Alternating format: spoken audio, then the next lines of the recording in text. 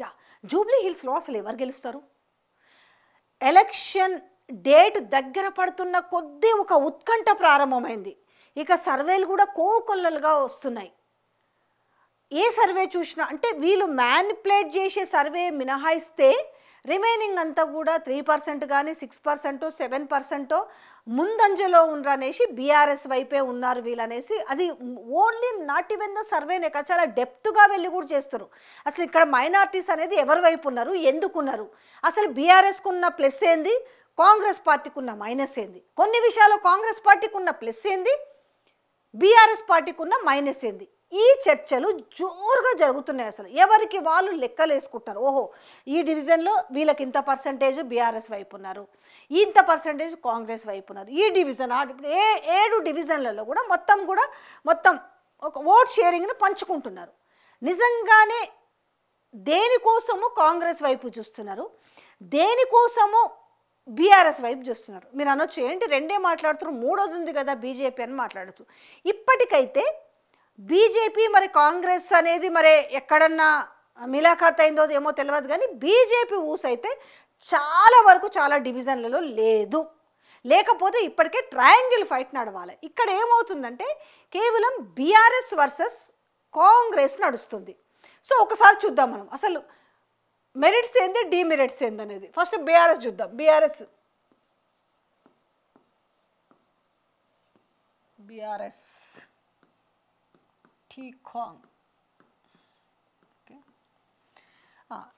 Major అంశాలు కొన్ని తీసుకుందాము.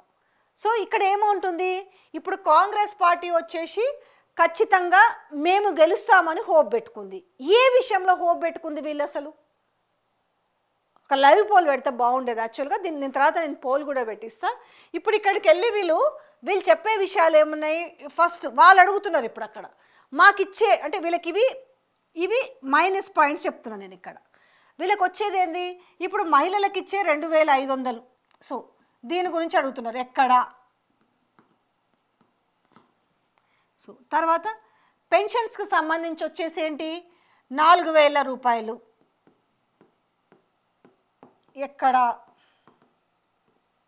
ఓకే, తర్వాత 3 వచ్చేసి వీళ్ళు ఏదైతే గ్యాస్ గురించి చాలా గొప్పగా చెప్పుకున్నారో, ఎందుకంటే 500 రూపాయలకే సిలిండర్ వస్తుంది, మిగతా సబ్సిడీ పైసలు వచ్చేసి మీ అకౌంట్లో పడతాయి అనేసి.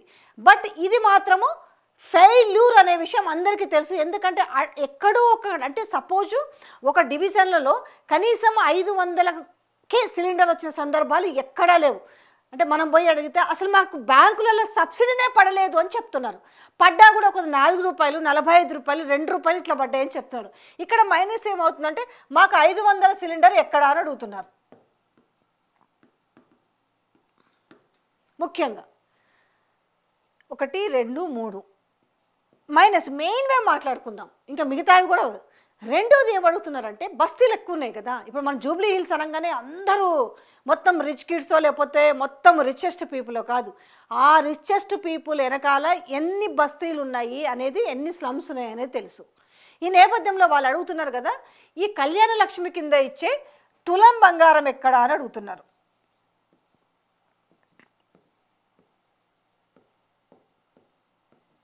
తులం బంగారం ఎక్కడ.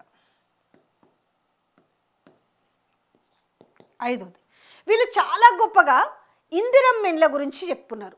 ఇక్కడ హైదరాబాదులో ఇంతవరకు ఎక్కడన్నా ఒక్క ఇందిరమ్మ ఇల్లుకు తట్టడి మట్టి తీసింది కూడా లేదు. పోనీ ఇక్కడ హైదరాబాద్లో ఊర్లలోనంటే కనీసం జాగాలు ఉన్నాయి, జాగాలు ఉన్న వాళ్ళు కట్టుకుంటే డబ్బులు ఇస్తామని చెప్పారు దఫాలు కనుక. కానీ ఇక్కడ హైదరాబాద్లో ఆ పరిస్థితి లేదు. ఇక్కడ ఇందిరమ్మ ఇండ్లు ఏంది ఉంటే ఆనాడు కేసీఆర్ ప్రభుత్వంలో వచ్చిన, ఎందుకంటే కొల్లూరులో కొట్టిరు, చాలా అద్భుతమైన ఇల్లు ఉన్నాయి కొల్లూరులో. సో అలాంటి చోట వీళ్ళకి ఆక్యుపెన్సీ ఇవ్వాల్సింది తప్ప రిమైనింగ్ వీళ్ళు కట్టింది కూడా లేదు. అటు పోతే చెప్పుకోవడానికి కూడా లేదు కదా వీళ్ళకి, మేము ఇందిరమ్మ ఇల్లు ఇచ్చినామని చెప్పుకోవడానికి లేదు. సో వీళ్ళు ఏదైనా చెప్పుకోకముందే వాళ్ళు అడుగుతున్నారు. సో ఇందిరమ్మ ఇల్లు ఎక్కడ, ఇందిరమ్మ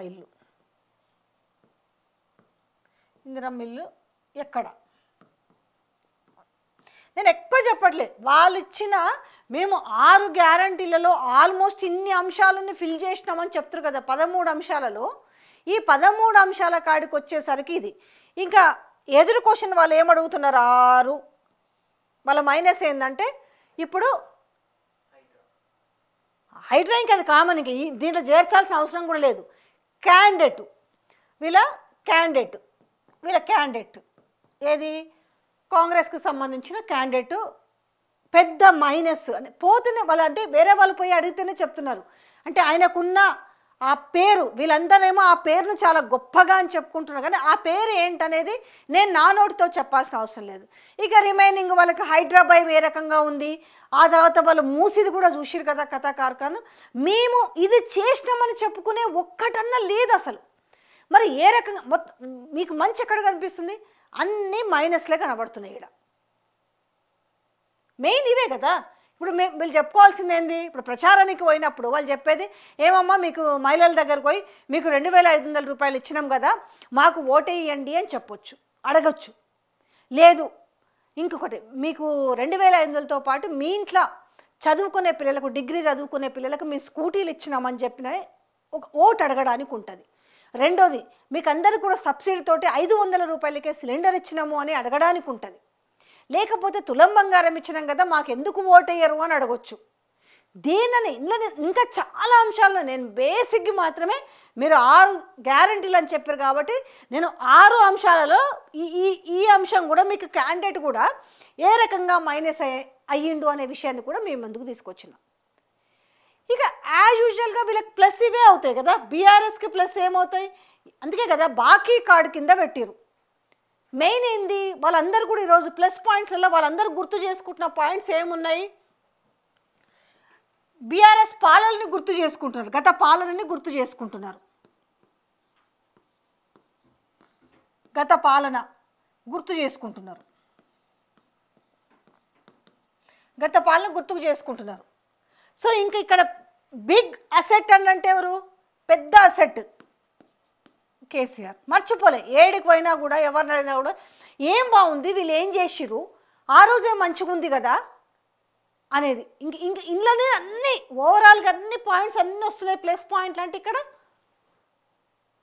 కేసీఆర్ ఏడికి పోయినా ఆయన గుర్తు చేసుకునే పరిస్థితి ఉంది. కంపారిటివ్ చేసుకుంటున్నారు. వీళ్ళు వచ్చిన తర్వాత ఇచ్చింది ఏమీ లేకపోగా వీళ్ళు కొట్లాడుకునుడు, వీళ్ళే మూటలు వంచుకునుడు, వీళ్ళే దోచుకు తినుడు, ఇవన్నీ కూడా ప్రతి ఒక్క ఇంటికి రీచ్ అయినాయి. బికాజ్ ఎందుకు? ప్రతి ఒక్కరి చేతుల్లో స్మార్ట్ ఫోన్ ఉంది. ఇట్లా నొక్కితే అట్లా కనబడుతున్నాయి కదా. ఈరోజు మంత్రులు వచ్చి చెప్పినా, ఇంకెవరు వచ్చి చెప్పినా, లేకపోతే ఈరోజు బెదిరించినా, గూండాయిజం చేసినా, ఇవన్నీ. అయితే ఇక్కడ నేను చెప్పాను కదా 6 పాయింట్లు. ఇక్కడ క్యాండిడేట్ వీళ్ళకి మైనస్ అయితే, ఇక్కడ వీళ్ళకి ఏమైందనంటే ప్లస్. ఎవరు? క్యాండిడేట్ ప్లస్ అయింది. ఇక్కడ వీళ్ళకి ఇక్కడ ప్లస్ క్యాండిడేట్ అయింది. దాన్ని ఏమవుతుంది, అరే అంటే ఆయన అంటే ఒక 3 దఫాలుగా ఒకటే ప్రాంతానికి 3 టర్ములు ఎమ్మెల్యేగా గెలిపించుకున్నారంటే అది మామూలు విషయం కాదు.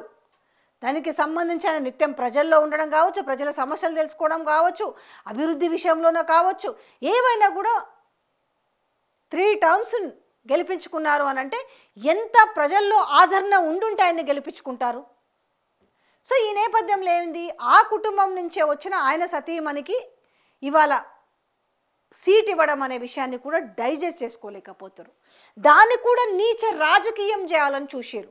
అందుకే ఆమెకు అన్నిటినీ అపహాస్యం చేయాలని చూసారు. వాళ్ళ పిల్లల మీద కేసులు పెడుతున్నారు. ఎందుకు? ఇదంతా కూడా ఓటమి భయం.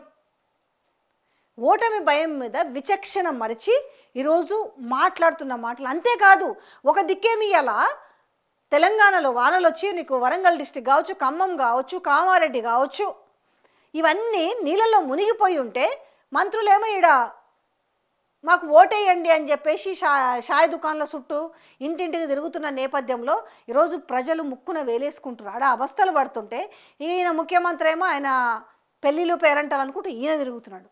ప్రతిదీ కూడా అధికారంలో ఉన్నప్పుడు అధికార పార్టీ మాకు పెచ్చింగ్ అవుతుంది, ఖచ్చితంగా ఇంకా మేము 3 ఏళ్ళ అధికారంలో ఉంటాము కాబట్టి మేము భయపెట్టి ఓట్లు వేయించుకుంటామంటే ఇలా భయపెడతారు. ఇది మాత్రం 100కి 100% కరెక్టు. కానీ ఇలా భయపడే పరిస్థితిలో ఉన్నారా అనేది అర్థం చేసుకోవాలి. ఇన్ని తిప్పలి వీళ్ళకి వాళ్ళకు ఉన్నది ఏంది అనంటే, ఇక బీజేపీ ఏందనంటే అసలు మాకెందుకు అనుకుంటున్నారా, మాకెందుకు ఈ వ్యయ ప్రయాసాలు అనుకుంటున్నారో అర్థం కావట్లేదు. మరి ఇటు బీజేపీ కాంగ్రెస్ కుమ్మక్కేందనేది కూడా తెలియదు. ఈ నేపథ్యంలో పూర్తిగా ఇవన్నీ ఉండడం వల్ల, మైనస్లు ఉండడం వల్ల ఏమవుతుందంటే ఏ సర్వేలు చూసుకున్నా వీళ్ళకు అంటే ఇస్తున్న ప్రకారం ఇట్లా 3%, 5%, తర్వాత 7%, ఇది 15 వరకు పోయింది. అంటే 3 to 15% వేరియేషన్ వస్తుంది ఇప్పుడు ఏ సర్వేలు. ఎవరు నటివేంద బీఆర్ఎస్ఎల్ చేయించుకున్నదని చెప్పట్లే నేను. మామూలుగా ఎవరికన్నా సర్వే వాళ్ళు స్పెషల్ ఇంట్రెస్ట్ ఉండి చేస్తున్న వాళ్ళు కావచ్చు, లేదు లీడర్లు చేయించుకుంటున్న వాళ్ళు కావచ్చు, కాంగ్రెస్ పార్టీ వాళ్ళు ఇంటెలిజెన్స్ ద్వారా వచ్చిన రిపోర్ట్స్ కావచ్చు, లేదు మీనాక్షి చేయించుకున్న ఏ రిపోర్టు ఎట్లా తీసినా కింద పెట్టినా మీద పెట్టినా వాళ్ళకి 3 to 15% వేరియేషన్ వస్తుంది. స్టార్టింగ్లో మాత్రం ఏముండదు తెలుసా, ఎవరైనా చూస్తే నిజంగానే కాంగ్రెస్ పార్టీ అభ్యర్థి గెలుస్తాడేమో అనుకున్నారు. ఎందుకు అనుకున్నారు తెలుసా? భయపెట్టడం వల్ల. ఓన్లీ అంటే మా ఛానల్లో ఎవరన్నా ఇట్లా గ్రౌండ్లోకి పోయినప్పుడు మాట్లాడుతుంటారు కదా, అట్టెట్లుంటారు, ఒక రౌడీకి టికెట్ ఇస్తారా, ఇప్పుడే గిట్లుంటే రేపు గెలిపిస్తే ఇంకేమైనా ఉంటుందా, రేపు గెలిపిస్తే అసలు కాంగ్రెస్ పార్టీ ఇచ్చే పథకాలు ఇవ్వకపోగా లోకల్లో మా పరిస్థితి ఎట్లుంటుందో అనేది ఎవరు కొంచెం ముందుకు వచ్చి చెప్పారు. దానికి వాళ్ళు ఇండ్ల కాడికి పోయి వాళ్ళని ఎంత టార్చర్ పెడుతారో తెలుసా. ఇప్పుడు కొంచెం ఏమైందనంటే బరాబర్లా ఇటు బీఆర్ఎస్ కూడా గ్రౌండ్లోకి తిరగడం వల్ల అందరూ పోయేసి ఇప్పుడున్న ఎమ్మెల్యేలు కావచ్చు, మాజీ ఎమ్మెల్యేలు కావచ్చు, మాజీ మంత్రులు కావచ్చు, వీళ్ళందరూ పోయి భరోసా ఇస్తుండడం వల్ల ఇప్పుడు మళ్ళీ బయటకు వస్తుంది. ఇప్పుడు మొత్తం కూడా గ్రౌండ్లో మొత్తం సినారియో మారిపోయింది. ఇక మేము రౌడీలను పెట్టి బెదిరిస్తాము, లేకపోతే ఇంకోళ్ళని పెట్టి బెదిరిస్తామంటే ఇప్పుడు అవన్నీ కూడా చెల్లని పరిస్థితి అయిపోయింది. Yes, this is the fact. నేను చెప్తున్నా కదా, నేను దేనికి భయపడలేదు. బరాబర్ ఇది గ్రౌండ్లో ఉన్న పరిస్థితి. మీకున్నవి మొత్తం ఇక్కడ చూసుకుంటే కాంగ్రెస్ పార్టీకి అంతా మైనసే కనబడుతుంది. ఓ పెద్దగా మమ్మల్ని నిజాలు చెప్తున్నామని ట్రోల్ చేస్తారు కదా, మీరు ఎంత ట్రోల్ చేసుకొని కింద పడి గింజుకున్నా, బురదల పడి దొర్లాడినా ఇదే వాస్తవం.